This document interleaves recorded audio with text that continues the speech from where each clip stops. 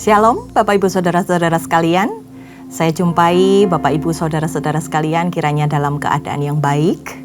Hari ini kita sama-sama mau belajar tentang mungkin hal-hal yang sering kali kita lewati kalau kita membaca Alkitab, karena banyak hal-hal yang gak kita pahami. Tapi hari ini saya berdoa supaya kita bisa mengikuti apa yang hendak Tuhan nyatakan melalui setiap benda-benda yang Tuhan taruh di dalam bait suci.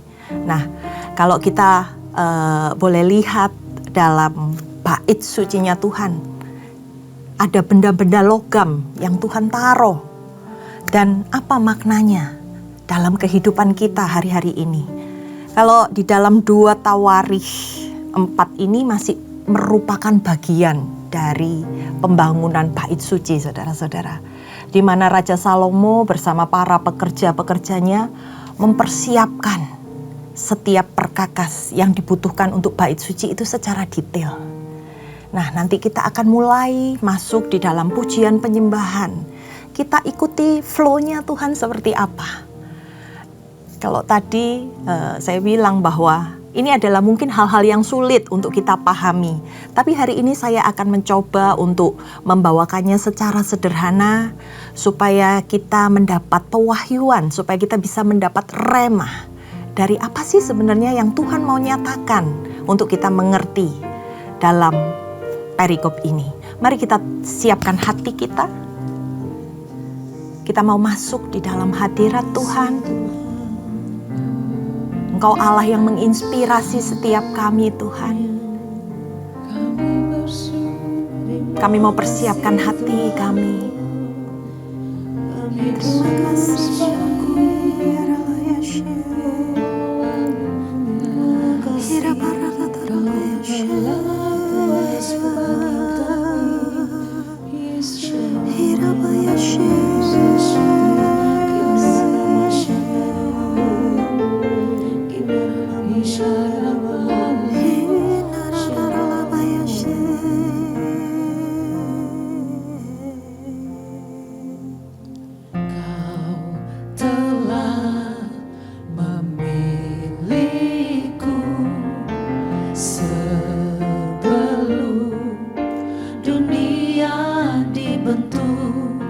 Betapa aku bersyukur padamu, ya Tuhan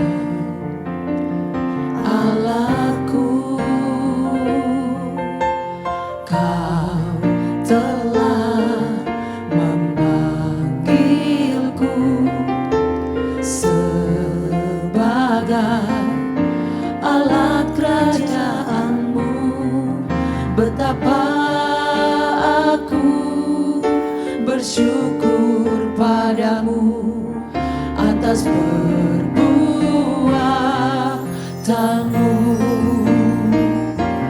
Jadikan aku bait suci-Mu yang kudus dan yang tiada bercela. Jadikan aku mezbah doamu bagi keselamatan bangsaku.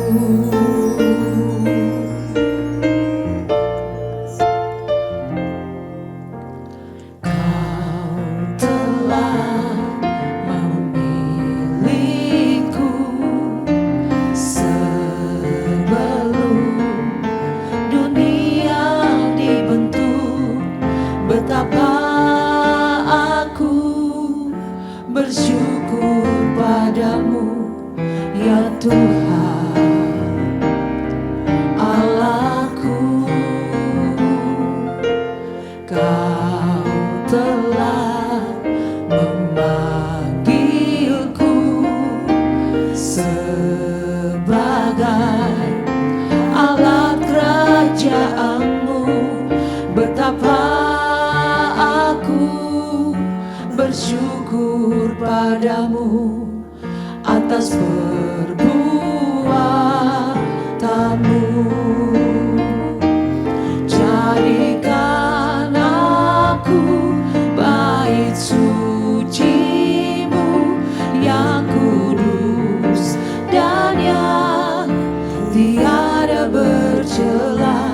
Jadikan aku mezbah doamu bagi keselamatan bangsaku. Jadikan aku bait sucimu yang kudus dan yang tiada bercela. Jadikan aku mezbah doamu bagi keselamatan bangsaku.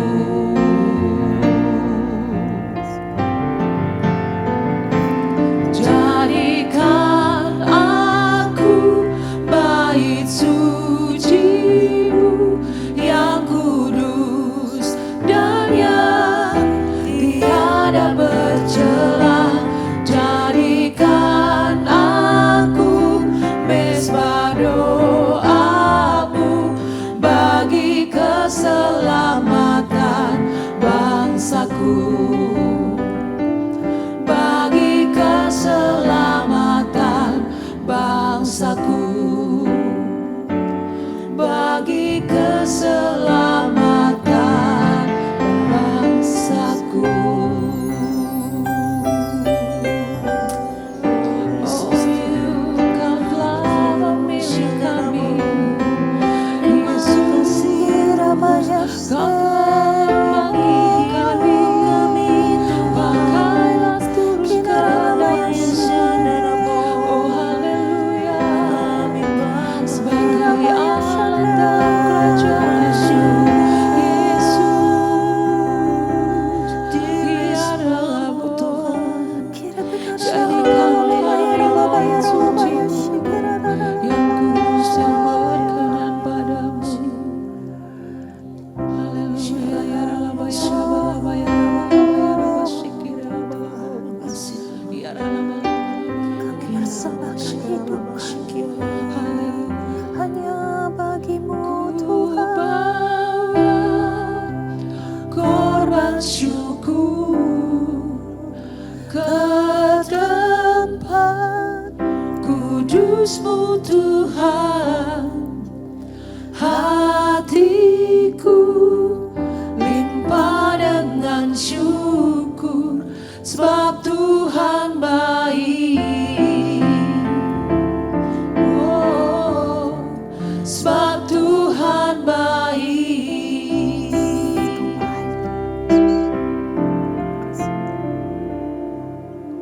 Saat ku masuk ke hadirat-Mu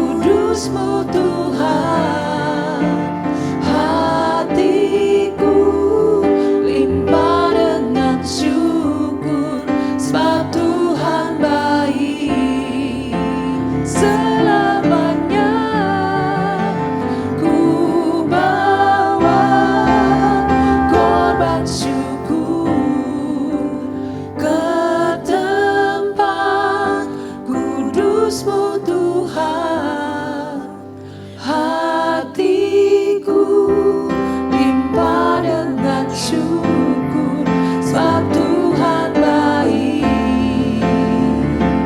Oh, sebab Tuhan baik. Oh, sebab Tuhan baik. Oh, sebab Tuhan baik.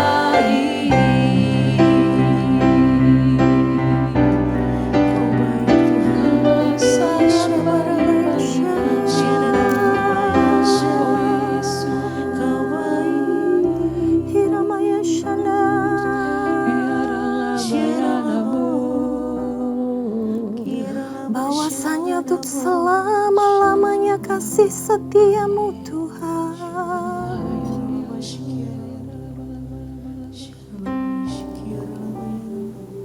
Kami percaya Tuhan, Engkau adalah Allah yang senantiasa membawa kebaikan di dalam kehidupan kami.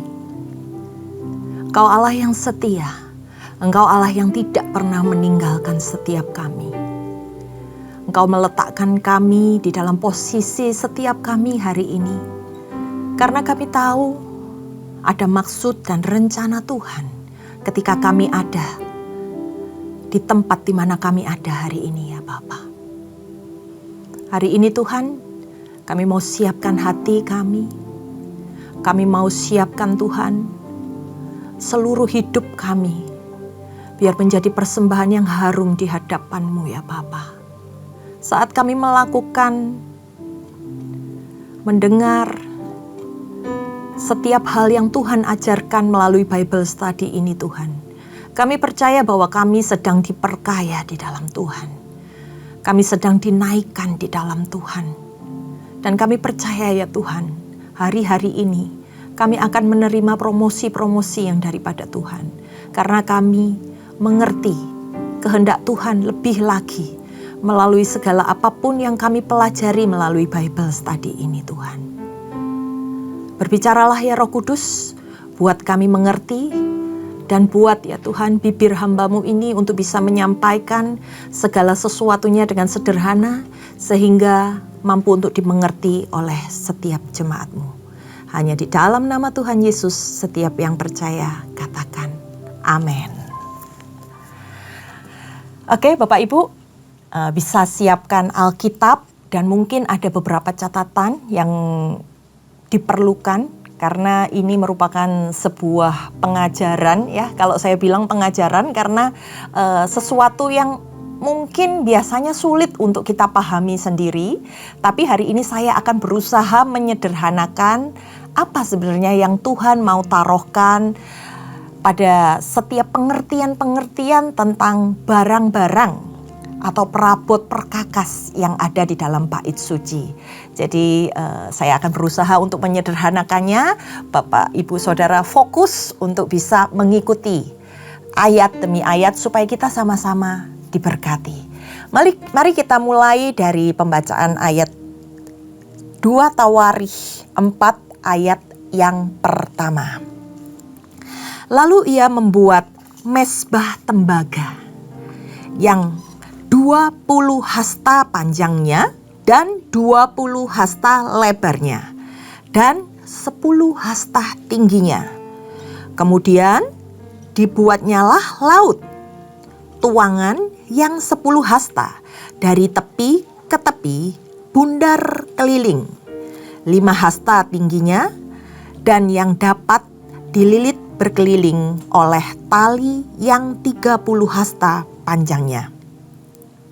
Di sebelah bawah tepinya ada gambar lembu-lembu yang mengelilinginya sama sekali.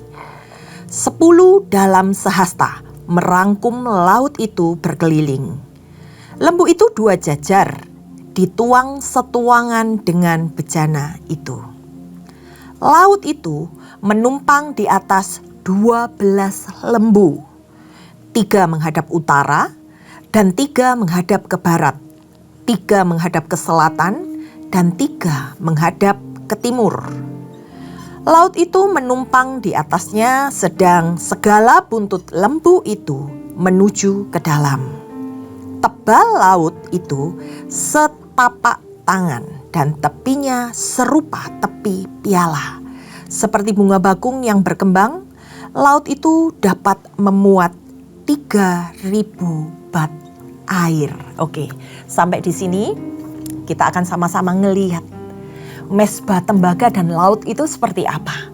Nah, yang pertama mesbah tembaga. Ini adalah benda yang pertama kali terlihat di bait suci, yaitu sebuah mesbah utama tempat korban-korban itu dipersembahkan. Nah, letaknya untuk mesbah tembaga ini adalah di luar pintu bait Allah. Terbuat dari apa? Mesbah tembaga ini seluruhnya terbuat dari tembaga yang keras. Nah, kita baca tadi ukurannya. Kalau dibilang dalam ukuran hasta, satu hasta itu adalah 45 cm, saudara-saudara. Jadi memiliki lebar 4 meter dan panjang 4 meter. Tingginya mesbah tembaga ini adalah 4,5 meter. Yang menunjukkan bahwa di tempat inilah Allah dapat dihampiri melalui persembahan kurban bakaran. Nah, itu dalam perjanjian lama. Kalau di dalam perjanjian baru seperti apa, saudara-saudara? Kematian Kristus menggambarkan kurban persembahan yang menggantikan makna kurban bakaran dalam perjanjian lama. Salib adalah tempat kita orang berdosa mencari pengampunan untuk dibenarkan. Nah, kemudian yang kedua, di sini kita baca tentang laut. Ini bukan dalam artian laut yang luas, bukan saudara-saudara. Laut ini adalah sebuah bejana yang besar yang berisi air. Nah, biasanya ini digunakan oleh imam-imam untuk upacara pembasuhan. Nah, di sini berbicara tentang apa? Untuk masuk ke dalam bait sucinya Tuhan, diperlukan kesucian, kekudusan. Untuk itu kita harus ditahirkan, kita harus dikuduskan. Di mana saat menghadap Tuhan, hidup kita pun juga harus ditahirkan. Kita harus disucikan dan dikuduskan. Kita harus memohon pengampunan dari Tuhan ketika kita masuk di dalam hadirat Tuhan. Jadi dari ayat 1 sampai 5 ini berbicara tentang dua benda, yaitu mesbah tembaga dan laut. Dan kita sudah belajar bagaimana ukurannya dan jika diaplikasikan ke dalam kehidupan kita sehari-hari seperti apa. Selanjutnya mari kita baca ayat yang ke-6. Lagi pula dibuatnya 10 bejana pembasuhan dan ditaruhnya 5 pada sisi kanan dan 5 pada sisi kiri sebagai tempat pembasuhan. Di situ orang membasuh apa yang diperlukan untuk korban bakaran. Sedang laut itu untuk para imam sebagai tempat membasuh. Nah, bejana ini berbentuk bundar dengan keliling 4,5 meter dan tingginya 2 meter. Tebal saudara-saudara, tebalnya itu setapak tangan dikatakan. Ini menggambarkan sebuah penampungan air yang besar di mana ditaruh 5 di sisi kanan dan 5 di sisi kiri. Nah, tempat penampungan air ini digunakan untuk mengisi air, dikatakan sekitar ukurannya adalah 3.000 bat atau kalau diterjemahkan dalam ukuran saat ini adalah 10 galon, saudara-saudara. Nah, menurut catatan, tempat penampungan air ini pernah ditemukan oleh seorang arkeolog pada saat mereka menggali di daerah Siprus. Jadi pernah ditemukan ya saudara-saudara. Nah, selanjutnya lagi pula dibuatnya 10 bejana pembasuhan. Ini tadi sudah kita baca saudara-saudara. Bejana pembasuhan ini digunakan untuk apa? Digunakan untuk orang-orang membasuh apa yang diperlukan untuk korban bakaran. Sedangkan laut itu digunakan untuk pembasuhan para imam. Jadi beda fungsinya ya. Kalau bejana pembasuhan ini digunakan untuk mereka yang mau mempersembahkan korban bakaran. Sedangkan tadi laut sama isinya juga air digunakan khusus untuk imam. Nah, selanjutnya kita baca di ayat yang ke-7. Ia membuat 10 kandil emas sesuai dengan rancangannya dan menaruhnya dalam bait suci, 5 di sebelah kanan dan 5 di sebelah kiri. Nah, kalau di kemah suci Musa cuman ada satu Tuhan, satu kandil emas atau seringkali disebut sebagai kaki dian. Tapi Salomo dalam bait suci ini mendirikan 10 kandil emas, di mana semua bentuknya disesuaikan dengan bentuk aslinya. Saudara-saudara, kandil emas ini memiliki masing-masing 3 cabang dengan 1 batang di tengah. Jadi jumlahnya ada 7 ya saudara-saudara. 3 di sebelah kanan dan 3 di sebelah kiri, sementara batangnya itu 1. Nah, di setiap ujung kandil ini dikaitkan sebuah cawan untuk penada lampu. Luar biasa, Salomo membuat persis seperti apa yang ada di kemah suci Musa. Selanjutnya, ia membuat 10 meja dan menempatkannya di dalam bait suci. 5 ada di sebelah kanan dan 5 ada di sebelah kiri. Ia membuat pula 100 bokor penyiraman dari emas. Dan selanjutnya Salomo ini membuat 10 meja, saudara-saudara. 10 meja yang digunakan untuk meletakkan tempat roti sajian. Meja ini menggambarkan apa? Melambangkan apa? Meja ini melambangkan hubungan antara manusia dengan Allah. Bahwa hubungan kita telah dipulihkan melalui meja tersebut. Dilambangkan dengan sebuah meja ini ada tempat persekutuan yang erat. Di samping itu juga dijelaskan ada 100 bokor penyiraman dari emas yang digunakan untuk apa? Untuk mempersiapkan korban hewan. Ia membuat juga pelataran para imam, halaman besar dan pintu-pintu halaman itu, pintu-pintu itu dilapisinya dengan tembaga. Jadi pintu-pintunya itu merupakan sebuah pintu-pintu yang berat, saudara-saudara. Nah, di sini dikatakan pelataran untuk para imam, sebuah halaman yang besar, lebih besar dari kemah suci Musa. Pelataran ini untuk apa? Pelataran ini tempat para imam untuk melakukan tugas-tugasnya. Kalau di dalam kemah suci Musa hanya terdapat 1 ruangan saja. Tetapi di bait suci ini diperluas, saudara-saudara. Dan dibuat 1 ruangan di mana posisinya itu lebih tinggi. Sehingga pelataran ini bisa dilihat oleh orang-orang yang ada di luar. Kemudian di ayat yang ke-10. Laut itu ditaruhnya pada sisi kanan arah tenggara.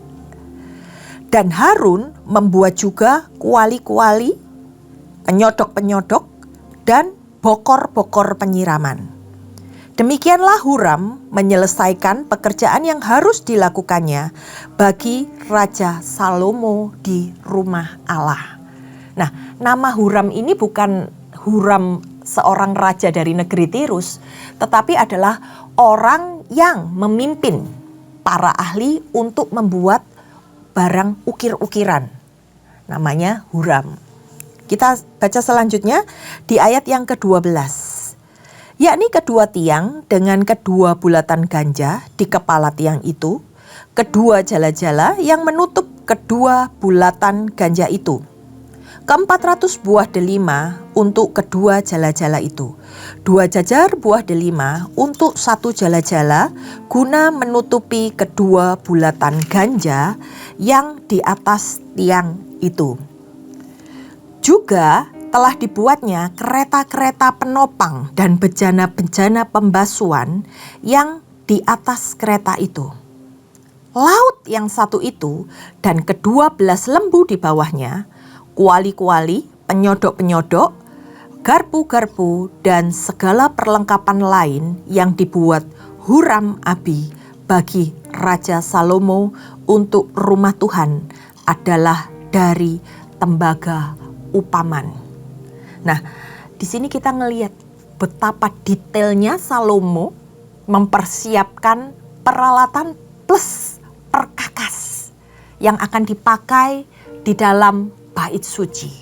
Di ayat yang selanjutnya, raja menuang semuanya itu di lembah Yordan, di dalam tanah liat antara Sukot dan Sereda. Sereda ini adalah kota yang terletak di timur sungai Yordan, sekitar setengah perjalanan dari Galilea ke Laut Mati. Di ayat yang ke-18, saudara-saudara, Salomo membuat segala perlengkapan itu dalam jumlah yang amat besar, sehingga berat tembaga itu tidaklah terhitung. Daud menginginkan bahwa bait suci yang akan dibangun ini menjadi tempat yang sangat megah dan nantinya akan termasyur. Untuk itu Salomo tidak sembarangan di dalam mengerjakan dan menyediakan segala sesuatunya. Dia mengerjakannya dengan sebaik mungkin dan dalam jumlah yang sangat besar, dengan bahan-bahan yang bahkan dikatakan tidak terhitung. Di ayat yang ke-19, Salomo membuat juga segala perlengkapan yang ada di rumah Allah, yakni mezbah dan meja-meja tempat menaruh roti persajian. Lagi pula, kandil-kandil dari emas murni dengan pelita-pelitanya untuk dinyalakan di depan ruang belakang, sesuai dengan peraturan. Kembang-kembangnya, pelita-pelitanya, sapit-sapitnya dari emas, semuanya dari emas murni. Perkakas yang dibuat Salomo, meja-meja, mezbah untuk tempat menaruh roti sajian, kandil-kandil dari emas murni, ada pisau-pisau juga, serta bokor-bokor untuk penyiraman, saudara-saudara, cawan-cawan, serta perbaraan. Begitu banyak hal-hal yang harus dipersiapkan untuk ditaruh di dalam kemah suci. Juga dikatakan pisau-pisaunya, bokor-bokor penyiraman, cawan-cawan dan perbaraan-perbaraannya semua dari emas murni. Juga termasuk pintu masuk di rumah itu dan pintu yang di sebelah dalam ke tempat Maha Kudus dan pintu-pintu ke ruang besar bait suci, semuanya dari emas. Nah, tadi ada beberapa benda-benda yang kita baca. Salah satunya adalah roti sajian. Melambangkan apa? Menyimbolkan apa? Roti sajian itu adalah menyimbolkan tentang kehadiran Tuhan dalam bait Allah. Jadi roti ini diletakkan di atas meja-meja khusus, dan roti-roti ini akan diganti dengan roti yang baru setiap minggunya. Jadi meja roti pertunjukan ini berisi 2 tempat untuk menaruh roti sajian. Kemudian di atasnya ada semacam kandil dari emas yang berisi minuman anggur untuk persembahan minuman. Nah, sedangkan kembang-kembang yang ditaruh di bawahnya itu merupakan tatakan untuk tempat meja roti pertunjukan, saudara-saudara. Kalau dari roti-roti tersebut, kalau dibilang tadi 1 minggu sekali diganti, yang memakan siapa? Yang makan adalah para imam. Yang boleh pemakan hanya para imam. Sedangkan pintu-pintu yang ada di dalam bait suci, semuanya dilapis emas. Fungsinya untuk apa? Untuk melindungi jalan masuk ke ruang Maha Kudus. Nah, kalau kita lihat saudara-saudara, ada 3 alat dalam ruang suci ini yang membutuhkan api. Salah satunya ada di sana sebagai mezbah dupa, supaya tetap tercium dupa yang harum di hadapan Tuhan. Kemudian di atas meja pertunjukan, di atasnya ada bokor yang berisi dupa bakaran. Nah, di situ juga diperlukan api supaya dupa itu tetap menyala dalam bait suci. Dari mana api itu berasal? Api itu diambil dari mezbah bakaran yang ada di luar pelataran. Nah, jadi bukan api yang sembarangan, karena kita tahu Allah menetapkan api yang berasal daripadanya. Allah gak suka dengan api-api asing. Dan kita belajar dari detail perlengkapan dan sistem yang ada di dalam kemah suci ini. Bagaimana sikap hati kita, hidup kita ketika kita masuk di dalam hadirat Tuhan. Diperlukan hati yang benar. Diperlukan pembasuhan melalui pengampunan dari Kristus. Supaya kita dapat menikmati hubungan dengan Tuhan. Dikatakan semeja hidangan dengan Tuhan. Jadi dari apa yang disampaikan melalui benda-benda logam bait suci ini kita tahu saudara-saudara. Allah menghendaki menempatkan setiap barang-barang tersebut dengan maksud dan tujuan. Demikian Tuhan menetapkan kita di tempat di mana kita berada dengan maksud dan tujuannya Tuhan. Waktu kita mau menghampiri Tuhan, waktu kita mau merendahkan diri di hadapan Tuhan, ada hal-hal yang perlu kita siapkan supaya kita didapati benar di hadapan Tuhan, supaya Tuhan disenangkan dengan segala sesuatu yang kita naikkan. Mungkin melalui pujian dan penyembahan kita, melalui doa-doa yang kita naikkan. Gambaran dari bait suci ini dapat direpresentasikan dalam kehidupan kita hari-hari ini. Bagaimana kita sebagai orang percaya, kita yang sudah diselamatkan oleh Yesus Kristus, kita mau memberikan hati dan hidup kita, mempersembahkan segala yang terbaik. Dikatakan mempersiapkan di setiap pagi dan malam. Apakah kita sudah mempersiapkan setiap korban, pujian, syukur di setiap hari-hari kita? Di saat pagi hari, waktu kita membuka mata, betapa baiknya Tuhan menganugerahkan kepada kita segala yang baik, segala aktivitas yang kita bisa jalankan hari ini. Atau ketika mungkin di malam hari, sudahkah kita menaikkan dupa-dupa yang harum di hadapan Tuhan? Mensyukuri, Tuhan, hari ini saya bisa menyelesaikan satu hari lagi bersama dengan pertolongan Tuhan. Saudara-saudara, jadilah tempat di mana Tuhan berkenan dalam hidupmu. Kita masuk di dalam pelataran, kita masuk lebih lagi untuk bisa masuk dalam ruang kudus. Dan sampai akhirnya kita bisa ketemu sama Tuhan di ruang maha kudus. Every day in our life. Itu adalah sesuatu yang indah. Saudara-saudara, ini semua tugas kita orang percaya. Kita gak cuma sekedar mempelajari, kita gak cuma sekedar mengerti peralatan dan perabot-perabot. Tapi apa yang sudah Tuhan taruh, perabot-perabot Tuhan yang ada di dalam kehidupan kita, hendaknya kita gunakan untuk menyatakan kebenaran Allah dalam kehidupan kita. Mari kita akhiri dengan tundukkan kepala. Kita sama-sama bersatu hati dan berdoa. Terima kasih Tuhan. Kami percaya melalui apa yang disampaikan hari ini, kami memahami tempat dan posisi di mana Tuhan taruh kami hari ini. Tentunya ada maksud dan rencana Tuhan di dalamnya. Dan kami mau Tuhan, di dalam kehidupan kami ini, kami bisa memberikan yang terbaik untuk Tuhan. Kami mau setiap hal yang ada di dalam hidup kami difungsikan dengan benar, hanya untuk mempermuliakan nama Tuhan. Bapa, kami percaya hari ini kuasa-Mu yang menyertai setiap kami. Engkau membekali kami di dalam kehidupan kami, supaya kami lebih lagi, kami bisa belajar, kami bisa mengenal, kami bisa mengalami Engkau dalam kehidupan kami.